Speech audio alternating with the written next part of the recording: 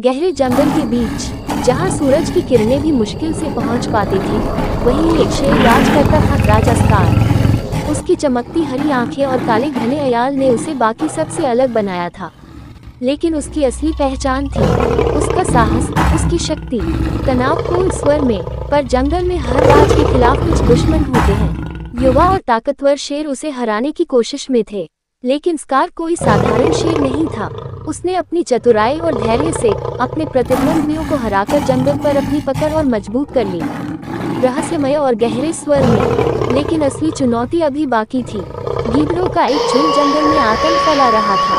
वे छिपकर वार करते, कमजोरों पर हमला करते, और अब उन्होंने राजा स्कार के राज को चुनौती दे दी थी। तेज और उत्तेजना भरे स्वर में, फिर आई वो रात जब स्कार ने अकेले ही उन गीदड़ों का सामना करने का फैसला किया। चारों ओर से गीदड़ों की डरावनी चीखें गूंज उठी। अंधेरे में चमकती स्कार की आंखें, उसकी गगनभेदी दहाड़, और फिर शुरू हुई लड़ाई। उत्साहित स्वर में, एक एक करके गीदड़ स्कार के क्रोध का शिकार होते गए। धूल उड़ रही थी, पंजों की मार से जमीन कांप रही थी। और जब लड़ाई खत्म हुई, तो सिर्फ एक योद्धा खड़ा था, राजा स्कार, गंभीर और गर्वित स्वर में। आज भी जंगल में उसकी दहाड़ गूंजती है। कोई भी उसकी शक्ति को चुनौती देने की हिम्मत नहीं करता, क्योंकि वो सिर्फ एक शेर नहीं, जंगल का राजा था, राजा स्कार।